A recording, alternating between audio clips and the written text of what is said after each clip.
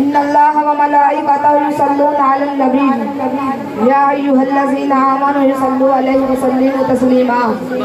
کوئی زبان خاموش نہ رہے، تمام لوگ میرے ساتھ مل کر بآواز بلند بارگاہ خیر الانام میں اپنی اپنی حاضر لگوائیں اور محبت سے جھوم کر پڑھ لیجیے الصلاۃ والسلام علیک یا سیدی یا رسول اللہ وعلی آلک واصحابک یا سیدی یا حبیب اللہ۔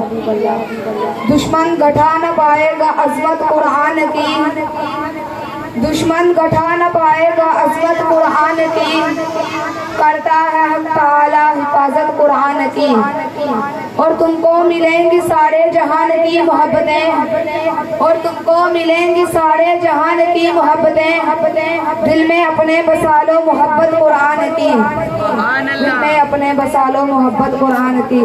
ایک مرتبہ پھر محبت سے پڑھ لیجیے الصلاۃ والسلام علیک یا سیدی یا رسول اللہ وعلی آلک واصحابک یا سیدی یا حبیب اللہ۔ تمام حمد و ثنا اس رب ذوالجلال کے لیے جو خالق ارض و سماوات بھی ہے اور مالک عرش جہات بھی، اللہ تبارک و تعالی جل جلالہ وعم نوالہ وعظم شانہ وعتم برہانہ کی حمد و ثنا اور حضور پر نور شافع یوم النشور احمد مجتبی جناب حضرت محمد مصطفیٰ صلی اللہ علیہ وسلم کے دربار گہربار میں اپنا ہدیہ درود و سلام پیش کرنے کے بعد میرے نہایت واجب الاحترام قابل صد احترام سامعین و ناظرین السلام علیکم ورحمۃ اللہ وبرکاتہ۔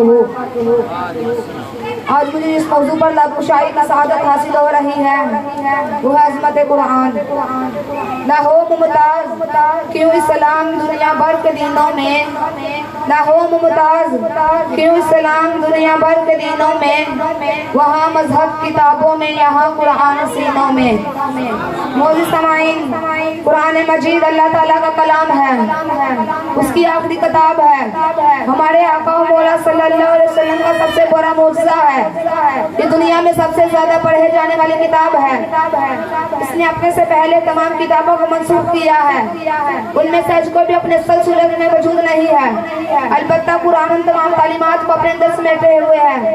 یہ قرآن صبح قیامت تک چمکتا رہے گا، اس لیے اللہ کے عالم نے خود ارشاد فرمایا اِنَّا نَحْنُ نَزَّلْنَا الذِّكْرَ وَإِنَّا لَهُ لَحَافِظُونَ، بے شک ہم نے اس کتاب کو نازل کیا اور ہم اسی کے محافظ ہیں۔ آج امت ذلت اور رسوائی کی زندگی بسر کر رہی ہے۔ حضرت عمر رضی اللہ تعالی عنہ کا فرمان ہے اللہ تعالیٰ بہت سارے لوگوں کو اس کے ذریعے عروج عطا فرمائے گا، جو دامن قرآن سے وابستہ ہو جائے گا وہ کامیاب ہو جاتا ہے، اور جو منہ پھیر لیتا ہے وہ ناکام ہو جاتا ہے۔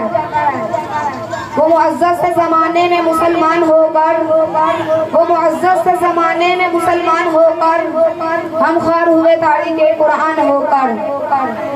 تاریخ گواہ ہے جب تک امت نے قرآن کو مقدم رکھا پوری دنیا میں عزت پائی، 3 بڑے عزموں پر حکومت کیا، دنیا میں اعلیٰ نظام زندگی دیا۔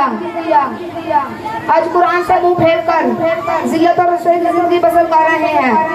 گر درس قرآن ہم نے بلایا نہ ہوتا، گر درس قرآن ہم نے بلایا نہ ہوتا، زمانے نے یہ زمانہ ہمیں دکھایا نہ ہوتا۔ ہمارے